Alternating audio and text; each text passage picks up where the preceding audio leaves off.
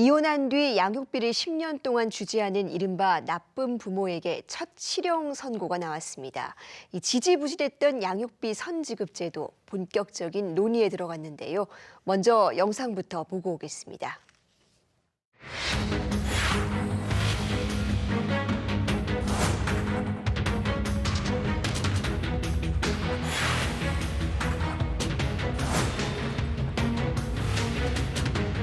생계와 육아, 소송에 매달리려면 1시간을 초로 나눠가면서 살아야 합니다. 가슴 충격 길바닥에서 주저앉아서 울어본 적도 한두 번이 아닙니다.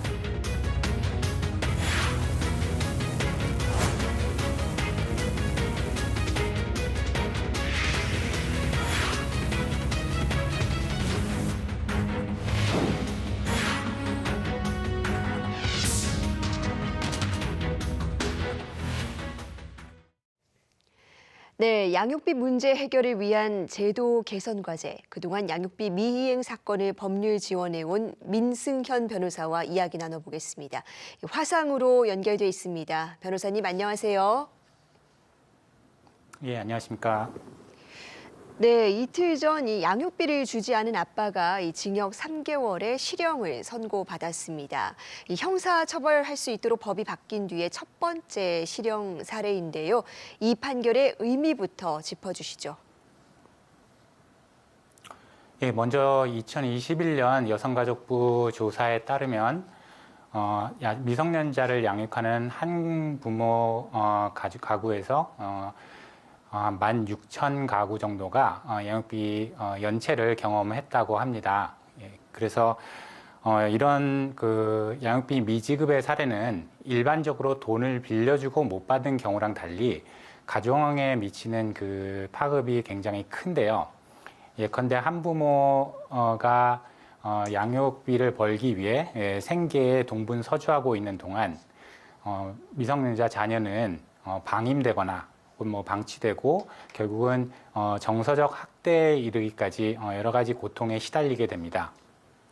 그래서 대한민국에서도 다른 나라와 마찬가지로 양육비 문제를 사회적으로 해결해야 한다는 공감대가 형성되었는데요. 이에 따라서 그 양육비 채무자에 대해서 먼저 운전면허 정지 처분, 출국 금지 명령, 그리고 명단 공개와 같은 제재 조치들이 도입이 되었고요. 그럼에도 불구하고 여전히 양육비 연체율이 50%를 넘는 것이 현실입니다. 그러다 보니 양육비 채권자들의 입장에서는 마지막으로 기댈 수단이 바로 이제 형사처벌이라는 제도가 되는데요. 이런 형사처벌 제도가 2021년 7월부터 도입이 되었고, 그러나 이제 실제로 실형 선고를 받은 그런 사례는 아직까지 없었습니다. 그래서 이러한 양육비 미지급 문제를 해결할 수 있는 그 국가의 공식적인 의지가 이번 선고로 그렇게 이제 드러났다라고 생각이 되고, 양육비 채권자들에게 작은 그런 희망의 메시지를 던져준 것이 아닌가 생각이 됩니다. 예, 그런데 사실 그동안 양육비 체납과 관련한 처분이 솜방망이라는 지적이 많았습니다. 또 이 형사고소라는 제도가 있어도 이용하기 어렵다는 지적도 많았다고요. 예, 맞습니다. 우선은 이 형사 재판이 진행이 됐을 경우 왜 이렇게 실형 선고까지 어려운가에 대해서 첫 번째로 이제 법률의 규정이 너무 가볍다는 것입니다. 최대 징역 1년 이하의 징역형이 선고될 수 있는데요. 두 번째로는 이제 재판 과정에서 법원은 과연 이런 가정사에 개입하는 것이 바람직한가라는 의구심을 가질 수도 있게 됩니다. 그리고 마지막으로 이런 실형을 선고할 경우에 양육비를 벌어야 할 주체가 양육비를 벌 수 있는 기회조차 박탈하는 것이 과연 자녀에게 바람직한 것인가? 이 부분에 대한 의문도 있었을 것이고요. 그런데 저는 이제 무엇보다도 형사 처벌까지 가는 그 절차가 너무도 고통스럽고 긴 과정이라는 점을 좀 더 주목을 해보고 싶어요. 왜냐하면은 이행명령이라는 법원의 재판을 한번 거쳐야 하고요. 이행명령이 있은 이후 3개월의 기간 동안 연체가 있어야 그다음 감치명령을 신청을 할 수가 있습니다.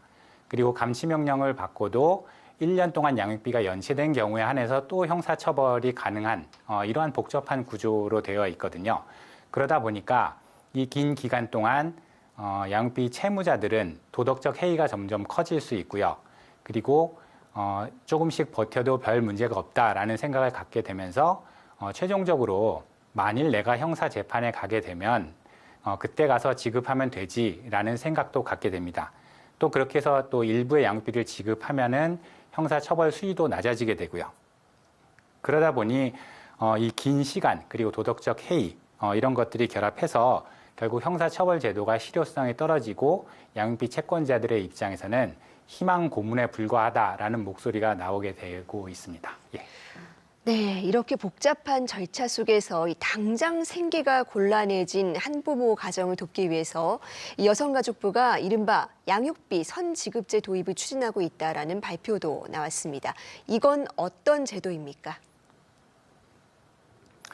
예, 맞습니다. 지금 말씀드린 대로 양육비를 지급받는 과정이 너무도 고통스럽기 때문에 정부가 이를 먼저 해결하기 위해서 양육비를 지급하고 나중에 양육비 채무자로부터 그 돈을 회수하는 방안을 이제 추진하고 있는데요.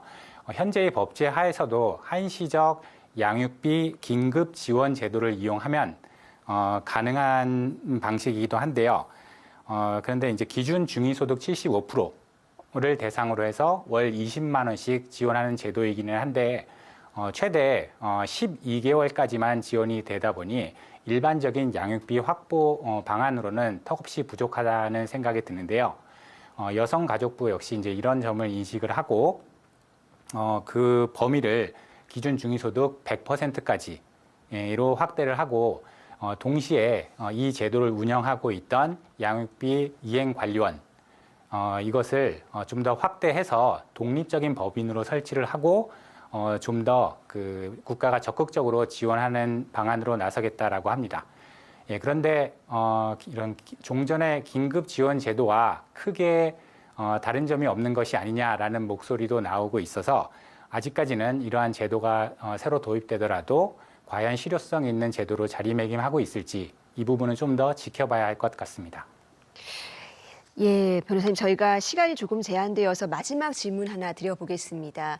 이렇게 법적 의무이기도 한 양육비를 제대로 이행하게 하려면 앞으로 우리 법과 제도가 어떻게 달라져야 한다고 보십니까?